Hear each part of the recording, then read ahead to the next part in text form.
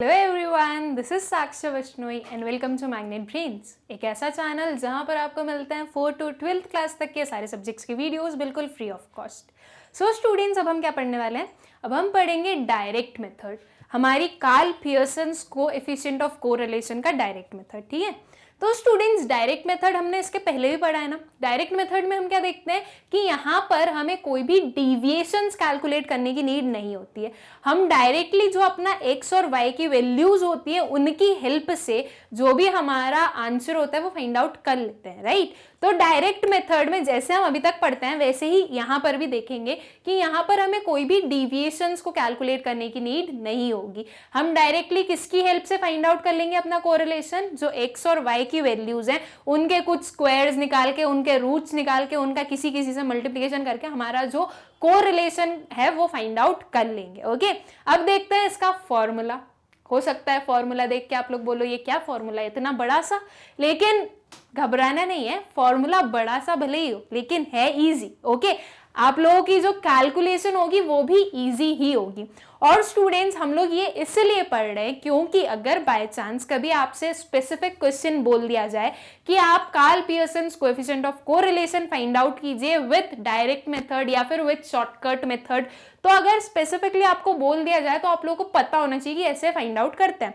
Otherwise आप अगर नहीं कुछ भी स्पेसिफाइड है तो आप कोई भी आपका फॉर्मूला यूज कर सकते हो, उसमें कोई भी ऐसा रूल नहीं है कि आपको ये पर्टिकुलर फॉर्मूला ही यूज करना है।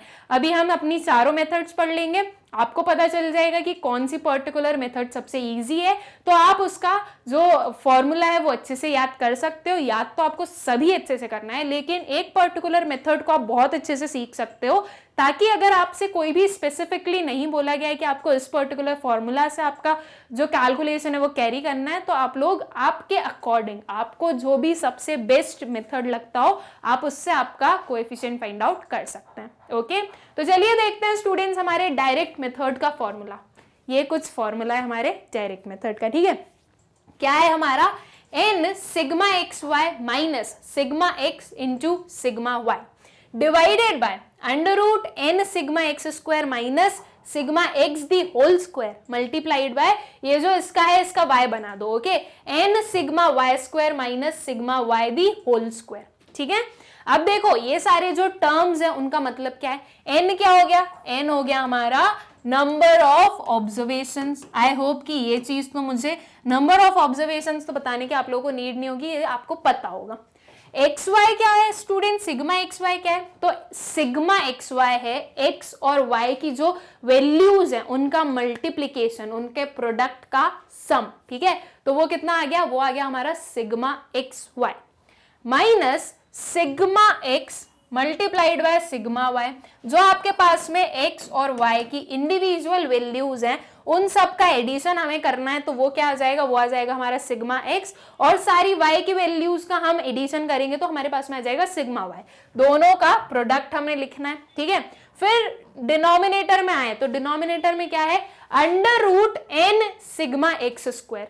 ये जो आपकी x वाली वैल्यूज हैं उनका आपको क्या फाइंड आउट करना है? स्क्वायर फाइंड आउट करना है, और सबका सम निकालना है, तो वो कितना आ जाएगा? सिग्मा एक्स स्क्वायर आ जाएगा।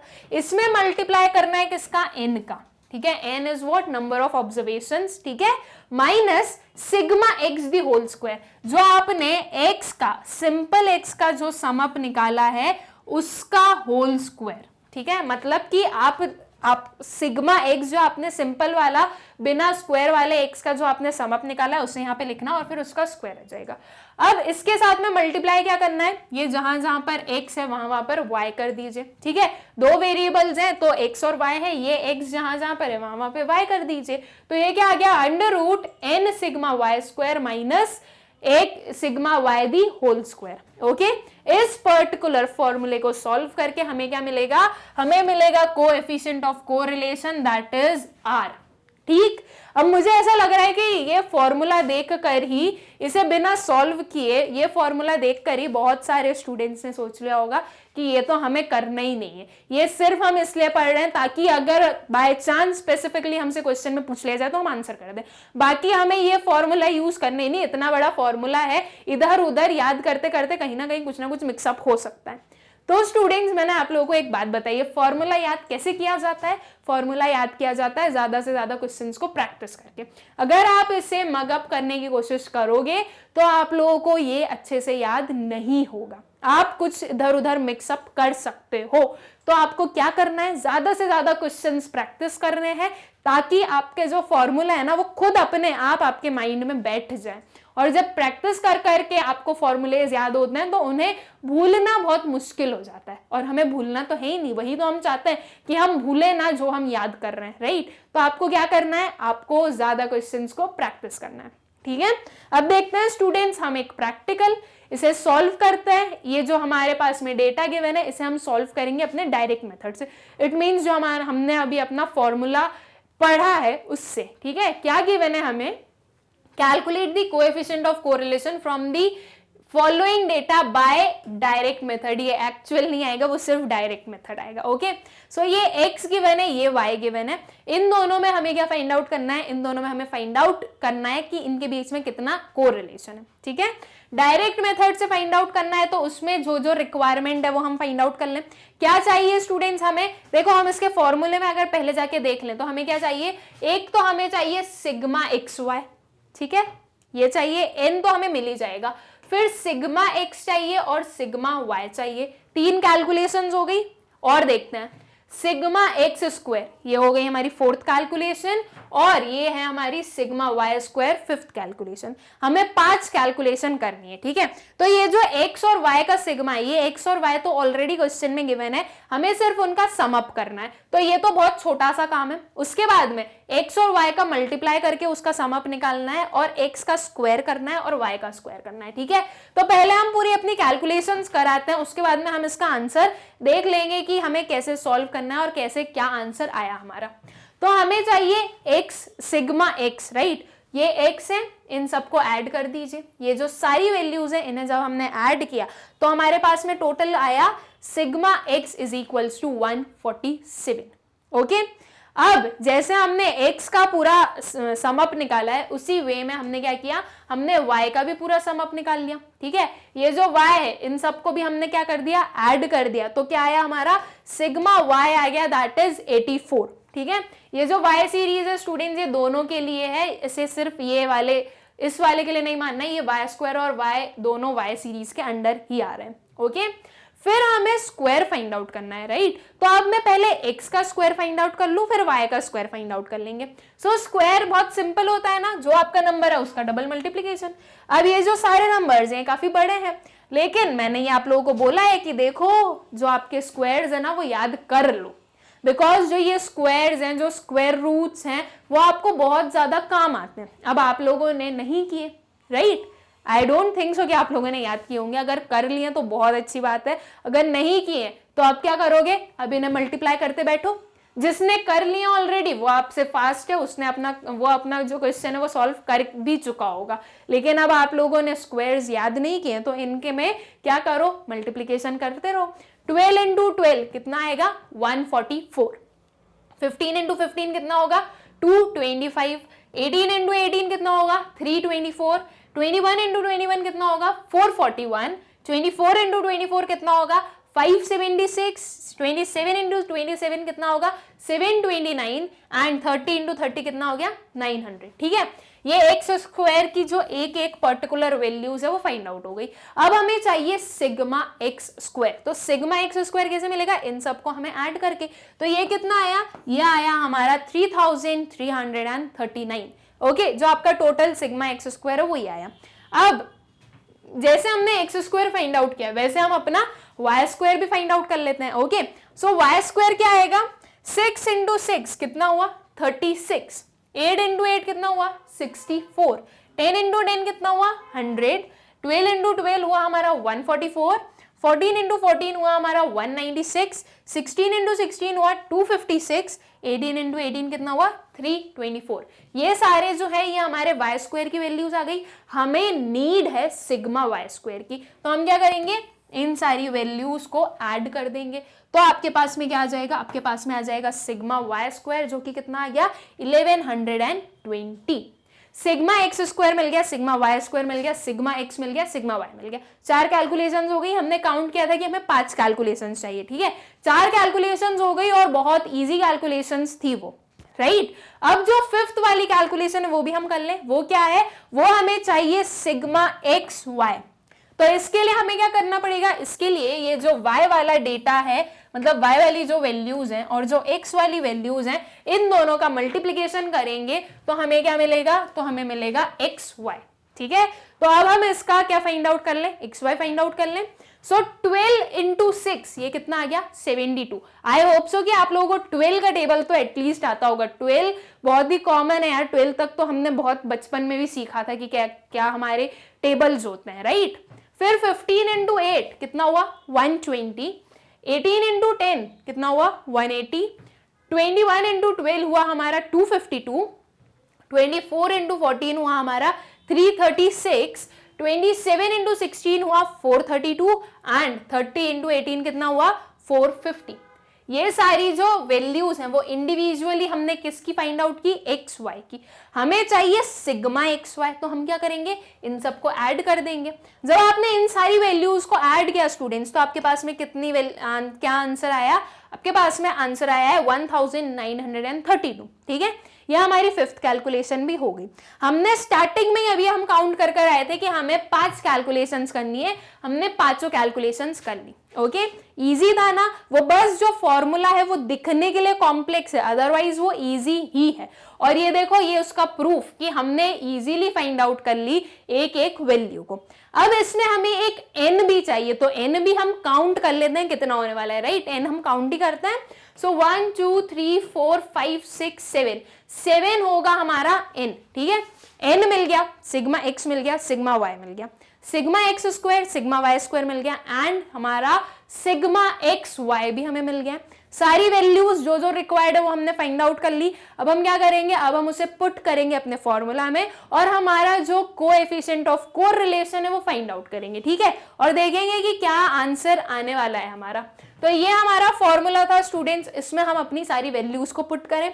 n है कितना हमारा? 7 multiplied by sigma x y हमने फाइंड आउट किया, कितना आया था वो? 1932। ओके, ये आया बीच में हमारा माइनस। सिग्मा एक्स जो है वो हमने फाइंड आउट किया था, वो आया था हमारा 147 एंड सिग्मा वाई कितना आया था? 84। दोनों का मल्टीप्लीकेशन हमने लिया, ठीक है। अभी हम सिर्फ वैल्यूज को पुट कर रहे हैं। फिर उसके बाद में हमने इसे डिवाइड किया, किससे? Under root n sigma x square. n कितना है? n है 7 और जो सिग्मा एक्स स्क्वायर है वो हमने फाइंड आउट किया था, कितना आया था? 3309। Okay, minus sigma x the whole square. Sigma x कितना आया था? ये आया था हमारा 147, इसका होल स्क्वायर निकालना है। ये आया हमारे एक रूट में, इसको मल्टीप्लाई करना है, ये जहां जहां पर x है उसमें y को सब्स्टिट्यूट कर देना है हमें, ठीक है। सो n तो हमारा 7 ही है। सिग्मा वाई स्क्वायर जो है वो हमने फाइंड आउट किया, वो आया था हमारा 1120 minus sigma Y the whole square कितना आएगा? सिग्मा वाई कितना है? 84, इसका होल स्क्वायर। ओके, ये सारी जो वैल्यूज हैं ये हमने पुट की, ये सारी अभी हमने फाइंड आउट की थी। अभी कुछ भी कैलकुलेशन नहीं किया है, बस ये जो यहाँ पे डिफरेंट जो टर्म्स गिवन है उनके लिए हमने अपनी वैल्यूज को पुट किया है, ठीक है। अब हमें सॉल्व करना है। अब हम सॉल्व कैसे करेंगे? इन दोनों का मल्टीप्लीकेशन कर दो। कितना हुआ इन दोनों को मल्टीप्लाई करके? क्या वैल्यू आई? 13,524। ओके, माइनस को as it is minus sign रहने दो, इन दोनों का मल्टीप्लीकेशन कर दीजिए। तो ये क्या आएगा? 147 इंटू 84। ये क्या वैल्यू आई? ये वैल्यू आई हमारे पास में 12,348, ठीक। अब नीचे जब हम डिनोमिनेटर में आए तो हमें क्या करना है? इन दोनों का मल्टीप्लीकेशन कीजिए। 7 इंटू 3,339, ये आया हमारा 23,373 माइनस 147 का स्क्वायर फाइंड आउट करना पड़ेगा, 147 का स्क्वायर। ओके, तो 147 का स्क्वायर कितना आ गया? ये आ गया हमारा 21,609, ठीक। इसे मल्टीप्लाई करो किससे? इसे मल्टीप्लाई करो ये जो पर्टिकुलर है इसे सॉल्व करके। तो 7 इंटू 1120, ये आया हमारा 7,840 माइनस 84 का स्क्वायर। तो 84 का स्क्वायर कितना आ जाएगा? ये आ जाएगा हमारा 7,056, ठीक है। ये सारी जो हमने एक स्टेप और हम आगे बढ़े। अब हम क्या कर रहे हैं, अब हमने इन दोनों का जब माइनस किया तो हमारे पास में वैल्यू आई 1176, ठीक है। ये जो न्यूमरेटर में जो वैल्यूज है उनका माइनस करने पे, इसका डिवाइड किसके साथ में करना है, इन दोनों को माइनस किया हमने तो क्या वैल्यू आई, अंडर रूट 1764 मल्टीप्लाइड बाय, इन दोनों का माइनस किया तो क्या आंसर आया, ये आया हमारा 784। तो ये भी किस में आया, अंडर रूट में। ये जो पर्टिकुलर न्यूमरेटर है वो हमने एज इट इज लिया, अभी हम अपना डिनोमिनेटर सॉल्व कर रहे हैं, ठीक है। तो जो आपका 1764 है स्टूडेंट्स, वो आपका 42 का कंप्लीट स्क्वायर है, ठीक है, परफेक्ट स्क्वायर है वो आपका 42 का। तो आपने इसको क्या किया, इसका जो स्क्वायर था वो लिख दिया, वो कितना है 42, ओके, इसकी स्क्वायर रूट लिख दिया आई मीन। एंड जो 784 है उसकी स्क्वायर रूट क्या आएगी 28। ये परफेक्ट स्क्वायर है ये दोनों नंबर, तो इनका जो आंसर है, इनकी जो स्क्वायर रूट आई वो भी प्योर नंबर्स में आई, that is pure numbers in the sense, sorry, वो भी किस में आई, वो भी हमारी कंप्लीट नंबर्स में आई, कोई भी डेसिमल्स या फ्रैक्शंस में नहीं आई, ओके। अब ये तो न्यूमरेटर को एज इट इज रहने दो, डिनोमिनेटर को मल्टीप्लाई कर दो, आंसर क्या आया 1176। अब ये दोनों 1176 डिवाइडेड बाय 1176, जब आपने इसको डिवाइड किया आंसर कितना आया 1, ओके। तो इट मींस कि आपका जो कोएफिशिएंट ऑफ कोरिलेशन है वो 1 निकला। इसका ये मतलब हुआ कि आपका जो x और y है उनके बीच में कैसा रिलेशन है, परफेक्ट कोरिलेशन है, राइट। और ये पॉजिटिव 1 है तो हम बोलेंगे परफेक्ट पॉजिटिव कोरिलेशन है, ठीक। आई होप स्टूडेंट्स की ये क्वेश्चन आप लोगों को क्लियर होगा। थोड़ा सा लेंदी था, लेंदी इन द सेंस यहाँ के नंबर्स बहुत बड़े बड़े थे, बाकी क्वेश्चन सॉल्व करना इजी था लेकिन नंबर्स बहुत बड़े थे, राइट। तो इसलिए थोड़ा सा उसमें टाइम लग सकता है उसे पूरा सॉल्व करने के लिए, लेकिन आपका आंसर कितना आया 1। नाउ स्टूडेंट्स, अगर आप लोगों ने ध्यान दिया होगा तो ये जो क्वेश्चन है जो हमने अभी डायरेक्ट मेथड से सॉल्व किया है, यही क्वेश्चन इसके प्रीवियस वाले लेक्चर में हमने एक्चुअल मीन मेथड में सॉल्व किया था, और तब हमने देखा था कि इस क्वेश्चन का आंसर 1 ही आया था और यहां पर भी 1 ही आ रहा है। तो इसका ये मतलब होगा कि आप कोई भी मेथड से सॉल्व करो लेकिन आपका जो आंसर है, दैट इज जो कोरिलेशन की जो वैल्यू है वो सेम ही आने वाली है, ओके। आई होप स्टूडेंट्स कि आप लोगों को डायरेक्ट मेथड क्लियर होगा कि डायरेक्ट मेथड में हम क्वेश्चंस को कैसे सॉल्व करते हैं, ओके। यहाँ पर मैंने कम ही क्वेश्चंस लिए, लाइक एक ही लिया, लेकिन हम इसके क्वेश्चंस अच्छे से बल्क में भी करेंगे। पहले हम एक बार चारों मेथड्स को अच्छे से पढ़ लें, उसके बाद में हम जो है हमारी Karl Pearson's coefficient of correlation, इसके कुछ क्वेश्चंस सॉल्व करेंगे, ठीक है। जैसे हम अभी तक करते आए हमारे प्रीवियस वाले चैप्टर्स में, जैसे हमारा ट्रेंड चलता है उसी वे में हम इस वाले चैप्टर में भी अपने सारे जो कंसेप्ट है वो कंप्लीट करेंगे, ओके। आई होप स्टूडेंट्स कि आप लोगों को ये दोनों मेथड्स क्लियर होंगे, actual mean method and direct method. अब बच्चे हमारे पास में 2 और मेथड्स कौन कौन से हैं, वो एक है हमारा शॉर्टकट मेथड और एक है हमारा स्टेप डिविएशन मेथड। तो हमारा जो नेक्स्ट लेक्चर होगा स्टूडेंट्स, उसमें हम समझेंगे कि शॉर्टकट मेथड से हमें कैसे कैलकुलेट करना होता है हमारा कोएफिशिएंट ऑफ कोरिलेशन, ठीक। इस वीडियो की नोट्स की लिंक आप लोगों को डिस्क्रिप्शन में मिलेगी, आप लोग जाकर चेक कर सकते हैं। Thank you.